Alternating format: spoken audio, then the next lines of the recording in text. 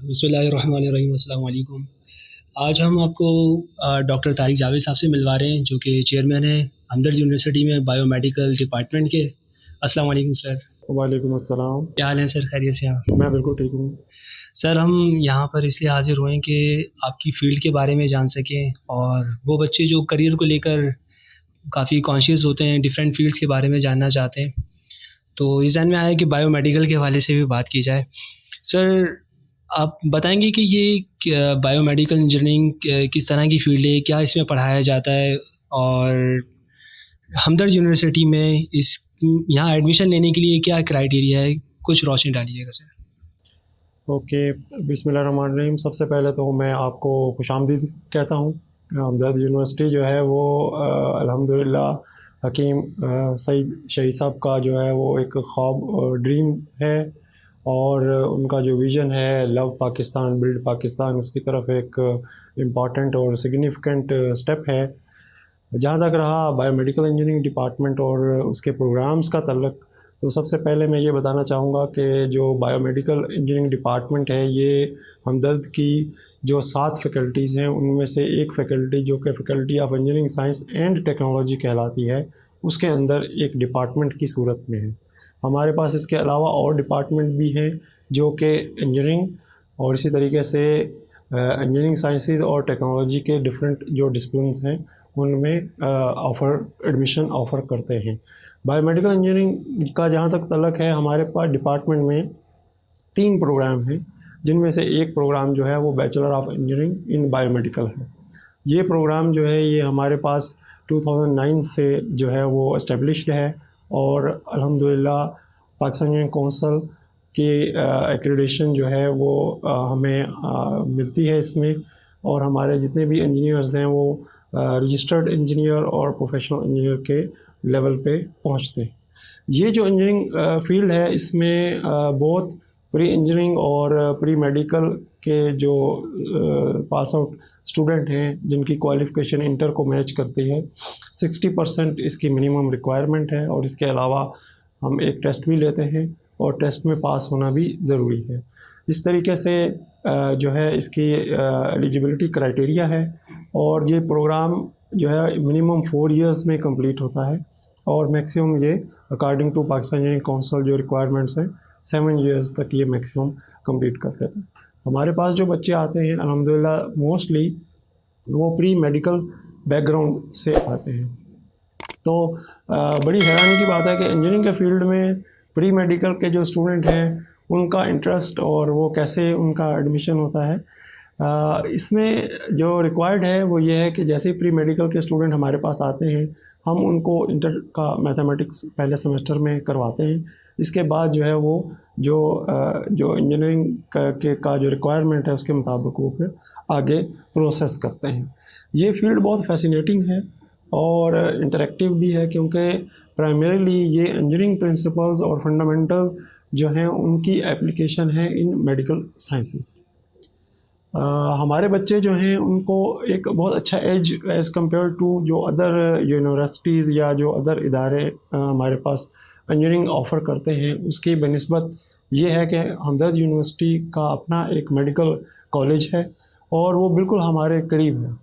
तो हमारे बच्चे जो है वो मेडिकल के जो सब्जेक्ट्स हैं वो जो MBBS क्वालिफ़ाइड डॉक्टर्स और इसी तरीके से जो हमारी अदर फैकल्टीज़ हैं जैसे ईस्टर्न मेडिसिन है, उसमें जो हकीम या तबीब जिनको ट्रेडिशनल मेडिकल प्रैक्टिशनर कहते हैं उनसे भी स्टडी करते हैं।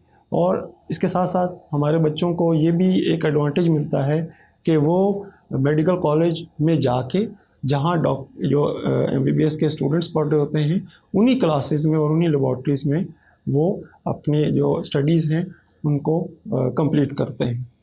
ये एक बहुत अच्छा एडवांटेज है जो हम हमदर्द यूनिवर्सिटी के प्लेटफॉर्म से ऑफ़र करते हैं, और ये बहुत कम पाकिस्तान की यूनिवर्सिटीज़ के पास मौजूद है। सही। अच्छा सर, यहाँ एक और क्वेश्चन ज़हन में आता है, वो ये कि बायोमेडिकल के स्कोप की अगर हम बात करते हैं, एक तो मेडिकल का वर्ड इसमें जोड़ा हुआ है और भी इस तरह की फील्ड्स हैं जैसे बायो टेक्नोलॉजी है, इसके स्कोप के हवाले से अगर हम बात करें, बैरून मुल्क इसके क्या मौक़े हैं? बच्चे स्कॉलरशिप पर अगर बाहर जाना चाहें तो आपका डिपार्टमेंट और यूनिवर्सिटी इस हवाले से बच्चों को किस लेवल पे तैयार कर रहे हैं कुछ? जी, आपके क्वेश्चन को मैं थोड़ा-सा ब्रॉड कॉन्टेक्स्ट में देखता हूँ। पहले तो नेशनल और रीजनल रिक्वायरमेंट्स जो हैं उनकी भी इम्पोर्टेंस को नेगलेक्ट नहीं किया जा सकता। देखिए, हेल्थ जो है वो प्राइमरीली उन बेसिक नेसेसिटीज़ में आती है जो कि इंसान या एक किसी भी अच्छे मुआशरे या सोसाइटी की रिक्वायरमेंट में है। अब हेल्थ फैसिलिटीज़ जो हैं उनमें डिज़ीज़ को डायग्नोस करने के लिए जो डिफरेंट इंस्ट्रूमेंट्स यूज़ होते हैं, जो कि हम अपनी लैंग्वेज में उनको मेडिकल मोडेलिटीज़ कहते हैं, मोस्टली रेडियोलॉजी में और इसी तरीके से क्लिनिकल लेबॉर्ट्री में, और इसके अलावा बहुत सारे और भी मेडिकल जो एस्टेब्लिश्ड डिपार्टमेंट्स होते हैं उनके अंदर जो है वो ये इंस्ट्रूमेंट्स मौजूद होते हैं। हमारे जो इंजीनियर्स बायोमेडिकल इंजीनियर्स होते हैं दे प्राइमरीली आर कैपेबल कि वो उन इंस्ट्रूमेंट्स जो हैं उनको सपोर्ट कर सकें। जहाँ तक पाकिस्तान की मार्केट का तल्लुक़ है, पाकिस्तान की मार्केट में जो मुख्तलिफ़ चैलेंजेस हैं उनमें एक चैलेंज ये भी है कि यहाँ पे जब इक्विपमेंट हमें इंपोर्ट करना पड़ता है, इंपोर्ट करने के बाद उसको इक्विपमेंट को रन करने के लिए जो हमें ज़रूरत होती है स्टाफ की, उसमें जो है हमारे पास टेक्नोलॉजिस्ट और इंजीनियर्स जो हैं ये प्राइमरी रोल अदा करते हैं। चूँकि बायोमेडिकल इंजीनियरिंग का करिकुलम हायर एजुकेशन कमीशन का अप्रूव्ड करिकुलम है और पाकिस्तान इंजीनियरिंग काउंसिल भी इसको सपोर्ट करती है, तो इसमें मेडिकल की वो रिक्वायर्ड कंपोनेंट्स मौजूद हैं जो कि एक इंजीनियर को इस काबिल करते हैं कि वो मेडिकल जो प्रैक्टिशनर है उसके साथ मिल के काम करे और जो उसकी रिक्वायरमेंट्स हैं या जो इंस्ट्रूमेंट के जो स्टैंडर्ड ऑपरेशन की प्रोसीजर्स हैं उनको इम्प्लीमेंट करने में कामयाबी से जो है वो हमकिनार करे। इसके अलावा नेशनल मार्केट में सिर्फ़ और सिर्फ हॉस्पिटल का सेगमेंट ही इम्पॉर्टेंट नहीं है। इसके अलावा अगर आप देखें तो तकरीबन अब तो हर अच्छे जो एरिया है उसमें लेबॉर्ट्रीज़ मौजूद हैं। हर लेबॉर्ट्रीज़ जो हैं ख़ास तौर पे जिन लेबॉर्ट्रीज़ का तल्लुक़ मेडिकल टेस्टिंग से है, तो उनके जितने भी इक्विपमेंट हैं उनका कहीं ना कहीं सर्विसेज, उनकी परचेज़ और उनकी रिप्लेसमेंट, उनका अपग्रेड, इन सब की रिक्वायरमेंट जो है ये हमारे बायोमेडिकल इंजीनियरिंग की सुपरविज़न में ही होता है। और अलाइड डिसिप्लिन में जो इंजीनियर्स हैं और लोग जो हैं वो सपोर्ट ज़रूर करते हैं, लेकिन जो कलीदी रोल है वो बायोमेडिकल इंजीनियर का होता है और गवर्नमेंट ऑफ पाकिस्तान भी इसको सपोर्ट करती है और हर हॉस्पिटल और हर हेल्थ केयर ऑर्गेनाइजेशन और गवर्नमेंट अदारों में बायोमेडिकल इंजीनियरिंग जो है उस प्रोफेशन को प्रमोट किया जा रहा है।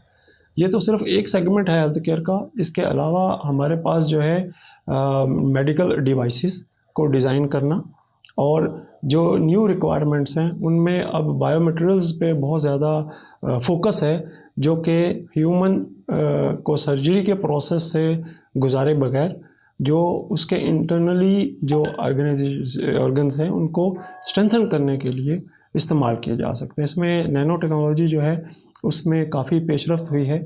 चूँकि ये रिसर्च का प्लेटफॉर्म नहीं है तो मैं इसमें ज़्यादा डिटेल में नहीं जाना चाहूँगा। अब इंटरनेशनल पर्सपेक्टिव की बात करते हैं। पाकिस्तान में तकरीबन हर जो फैमिली अच्छे जो उनका ये ख्वाब होता है, ड्रीम होता है बच्चों का भी कि वो हायर एजुकेशन के लिए बाहर जाएं और इवन मुलाजमत के लिए भी और भी उनके कुछ ऑब्जेक्टिव हो सकते हैं। तो इंजीनियरिंग प्रोफेशन जो है वो उनको इनेबल करता है कि वो सोसाइटी में एक अच्छा मुकाम या एक अच्छा एंट्री लेवल ऑर्गेनाइजेशन में अपने आप को मनवा सकते हैं। अब चूँकि पाकिस्तान इंजीनियरिंग काउंसिल का भी रोल इसमें इम्पॉर्टेंट है, उन्होंने इंटरनेशनल इंजीनियरिंग एक्रेडिटेशन जो है उसको इनिशिएट किया है।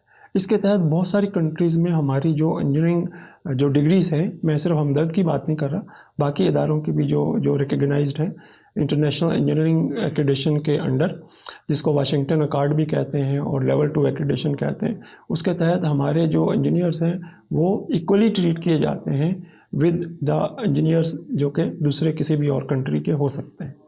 सर, आपने काफ़ी तफसील के साथ हर पहलू के हवाले से बात की है। मैं ये चाहता हूँ कि हम आखिरी क्वेश्चन की तरफ आएँ। वो स्टूडेंट्स जिनका ताल्लुक़ बायोमेडिकल से है या इंजीनियरिंग से है, पाकिस्तान के तमाम स्टूडेंट्स के लिए आपका क्या मैसेज है? एक एक्सपर्ट के और एक प्रोफ़ेसर होने के नाते आप क्या कहना चाहेंगे सर? कि वो फ्यूचर में रिसर्चेज़ की जानिब किस साइड जाना चाहिए? किन एरियाज़ को आप देखते हैं कि रिसर्च गैप नज़र आता है? इस चीज़ को भी सर आप अगर कवर करें। मैं इस सवाल ये एक मुश्किल सवाल है, और दूसरी बात ये कि इसका जवाब जो है वो मुख्तलिफ डायमेंशंस में दिया जा सकता है, लेकिन मैं इसको जो है वो नेशनल पर्सपेक्टिव को फोकस करूँगा। जो हमारा नेशनल पर्सपेक्टिव है उसमें इम्पॉर्टेंट ये है किसी भी इंजीनियर के लिए ख़ास तौर पे मैं बात करूँगा, क्योंकि और भी प्रोफेशन इम्पॉर्टेंट और मोहतरम है कि जो कि मेरा तल्क़ इंजीनियरिंग प्रोफेशन से है, लिहाजा मैं इंजीनियरिंग की बात करना चाहूँगा कि एक इंजीनियर के लिए सबसे ज़्यादा ज़रूरी ये है कि वो अपनी सोसाइटी के लिए किस तरीके से बेनिफिशियल हो सकता है।